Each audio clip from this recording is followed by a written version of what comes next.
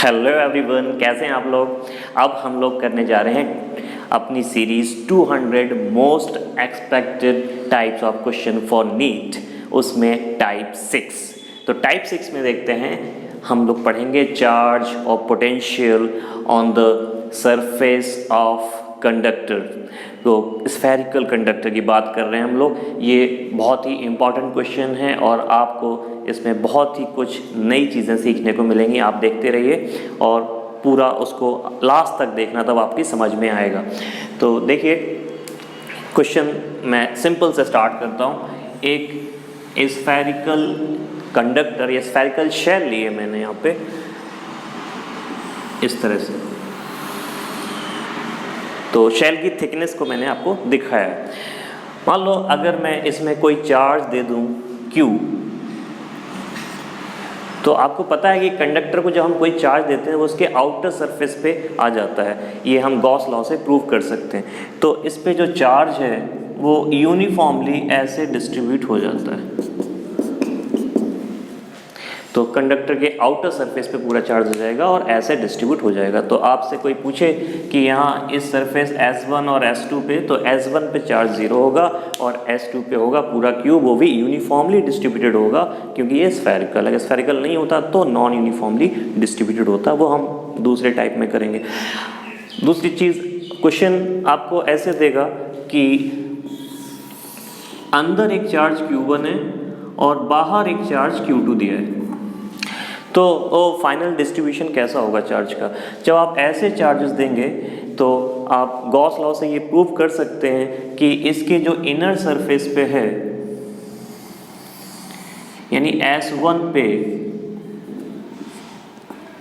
वो -Q1 induce होगा और वो भी यूनिफॉर्मली डिस्ट्रीब्यूट होगा। यहाँ पे अगर Q1 को सेंटर पे रखा गया है तो ऐसे यूनिफॉर्मली -Q1 इंड्यूस हो जाएगा।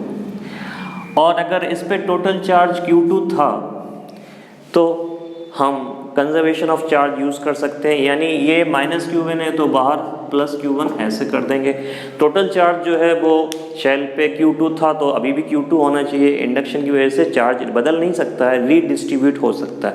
तो Q2 + Q1 बाहर आ जाएगा और अंदर ऐसे -Q1 हो जाए। तो S1 पे चार्ज होगा -Q1 और S2 यानी आउटर सरफेस पे होगा Q1 + Q2। कोई आपसे पूछे पोटेंशियल कितना होगा उसके सरफेस पे, तो पोटेंशियल के लिए तो हम टोटल चार्ज ही यूज़ करेंगे। टोटल चार्ज तो उस पर Q2 ही है, तो Q2 की वजह से सरफेस पे पोटेंशियल प्लस Q1 की वजह से सरफेस पे पोटेंशियल दोनों ऐड करना पड़ेंगे।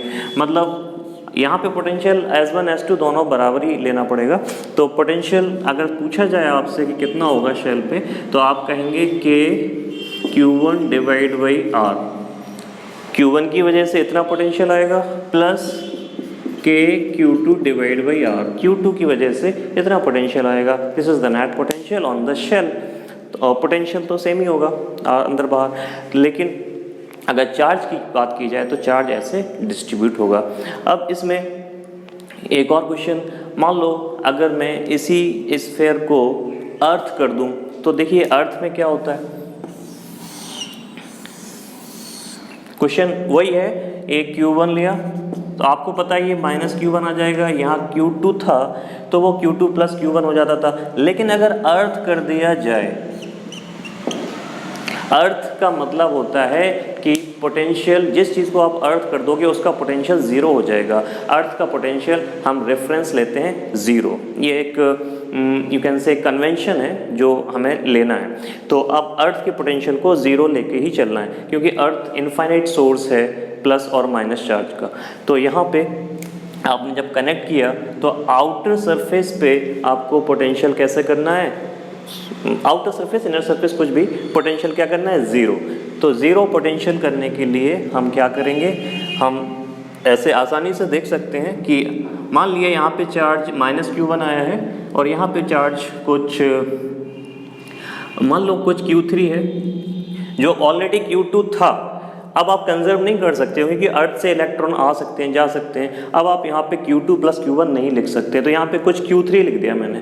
तो इसका मतलब अभी हम जब इस पर पोटेंशियल देखेंगे तो के, अब इसकी वजह से पोटेंशियल देखेंगे तो माइनस के Q1 की वजह से देखेंगे तो के Q1 बाई आर प्लस के Q3 और यहाँ पे माइनस Q1 भी है, तो इसको आप ये कह सकते हैं कि Q3 minus Q1 by are. अब इसको अगर हम ज़ीरो करें, क्योंकि ये कनेक्ट कर दिया अर्थ से तो ज़ीरो होना चाहिए। जब हम इसको देखेंगे तो ये आएगा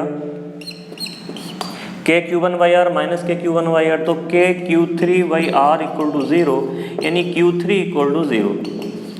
तो एक चीज़ यहाँ से हम कंक्लूजन निकाल सकते हैं कि जो आउटर सरफेस पे जो चार्ज होगा वो ज़ीरो हो जाएगा, यानी अल्टीमेटली यहाँ पे अर्थ करने के बाद ये Q1 था तो ये माइनस Q1 है, और जो चार्ज ऑन S2 होगा वो ज़ीरो होगा, तो charge on outer surface will be zero after earthing.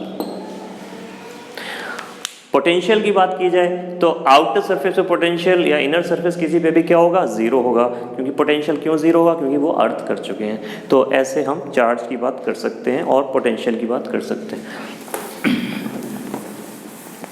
अब देखिए इसमें और भी तरह के क्वेश्चन, जैसे अगर हम एक से ज़्यादा शेल दे दें, एक शेल, दो शेल, लाइक दिस। मैंने यहाँ पे चार्ज दे रखा है सपोज Q1 और इस पे चार्ज दे रखा है Q2, अंदर कोई चार्ज नहीं है। अगर मैं क्वेश्चन ऐसे है कि दोनों को शेल को कनेक्ट किया गया है, इन दोनों शेल को कनेक्ट कर दिया जाए ऐसे, तो जैसे ही आप दो शेल को कनेक्ट करोगे दोनों का पोटेंशियल बराबर हो जाएगा। और जब हम इसको सॉल्व करेंगे यही मेथड यूज़ करके, तो और आप देखेंगे फाइनली कि ये सारा का सारा चार्ज आउटर कंडक्टर के आउटर सरफेस पे आ जाता है। तो वो सब हम प्रूव नहीं कर रहे हैं, लेकिन ये रिजल्ट आप याद रखिए, जब भी आप कनेक्ट करेंगे कंडक्टर को तो आउटर सरफेस के आउटर कंडक्टर के आउटर सरफेस पे आ जाएगा, तो अल्टीमेटली ये ऐसा हो जाएगा, जो भी चार्ज था वो यहाँ आ जाएगा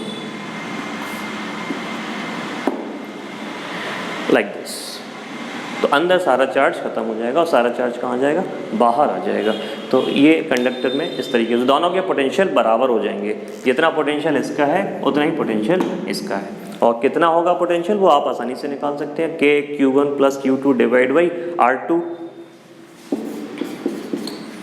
इतना पोटेंशियल होगा दोनों पे।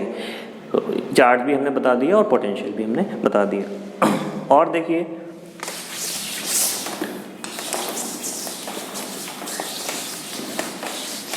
एक क्वेश्चन ऐसे हो सकता है, ये एक चार्ज Q1 यहाँ रख दिया सेंटर पे, एक चार्ज Q2 इस शेल को दिया, ये एक शेल है, एक चार्ज Q3 इसको दिया, दो शेल है इसमें। अब ये Q1 जो आपने रखा है तो गॉस लॉ से यहाँ पे आएगा माइनस Q1, और ये माइनस Q1 जो है वो यूनिफॉर्मली डिस्ट्रीब्यूट होगा अगर सेंटर पे Q1 रखा हुआ है तो, लाइक दिस। अब कंजर्वेशन ऑफ चार्ज से बाहर आएगा Q2 प्लस Q1, ये भी यूनिफॉर्मली डिस्ट्रीब्यूट हो जाएगा, मान लो पॉजिटिव है तो लाइक दिस। अब फिर गॉस लॉ से जब प्रूव करेंगे तो इसके ऑपोजिट जो चार्ज आएगा वो minus of Q2 plus Q1 आएगा, ये भी यूनिफॉर्मली डिस्ट्रीब्यूट होगा यहाँ पे, क्योंकि यहाँ पे सिमेट्री है, तो ये भी यूनिफॉर्मली जो भी आ रहा होगा माइनस प्लस ये भी यूनिफॉर्मली डिस्ट्रीब्यूट होगा। अब इसके बाहर देखें तो फिर कंजर्वेशन ऑफ चार्ज से Q3 plus Q1 plus Q2, क्योंकि ये माइनस है उतना ही बाहर प्लस होना चाहिए, टोटल चार्ज तो Q3 रहना चाहिए, तो आउटर सरफेस पे ये चार्ज आएगा और ये भी यूनिफॉर्मली डिस्ट्रीब्यूट हो जाएगा। अगर कोई आपसे पूछे पोटेंशियल बताइए surface 1, surface 2, surface 3, surface 4, sorry potential तो इस पे और इस पे अलग अलग आएगा, इसके दोनों सरफेस पे सेम आएगा, इसके दोनों सरफेस पे सेम आएगा, तो हम पोटेंशियल भी बता सकते थे। मान लो इसका पोटेंशियल ये A है, ये B है, तो आप VA निकाल सकते हैं। तो VA कैसे निकाला जाए, तो VA निकालने के लिए इस पे जो A पे पोटेंशियल होगा वो बिकॉज ऑफ Q1 है, बिकॉज ऑफ Q2 है, बिकॉज ऑफ Q3 है। आपको वो डिस्ट्रीब्यूशन देखने की ज़रूरत नहीं है पोटेंशियल में, क्योंकि ये टोटल Q1 रहेगा, ये टोटल Q3 रहेगा। हाँ, तो VA जब निकालेंगे तो तीन सोर्स हैं पोटेंशियल के, तो Q1, एक Q2 और एक Q3। तो VA जब निकालेंगे तो K Q1 बाई R1 इसकी रेडियस प्लस Q2 की वजह से पोटेंशियल K Q2/R1 इसकी रेडियस ही यूज़ करेगी प्लस अब इसका इनर पॉइंट है वो तो K Q3/R2 ये वाली radius. This is potential at A। अब पोटेंशियल एट B चाहिए आपको, यहाँ पे कितना पोटेंशियल होगा तो K Q1 एक पॉइंट चार्ज Q1 से R2 डिस्टेंस पे कितना पोटेंशियल होगा K Q2/R2 प्लस अब इस Q2 से देखा जाए तो एक शेल से आउटर पॉइंट पे पोटेंशियल देखना है तो K Q2 by distance from the centre that is R2 K Q2/R2 plus अब एक चार्ज की वजह से अपने सरफेस पे पोटेंशियल देखना है बिकॉज ऑफ Q3 तो K Q3/R2। This is the potential because of all the three sources at the surface B। तो B पे हम इस तरीके से पोटेंशियल निकाल सकते हैं। तो ये तरीका है पोटेंशियल निकालने का VA और VB।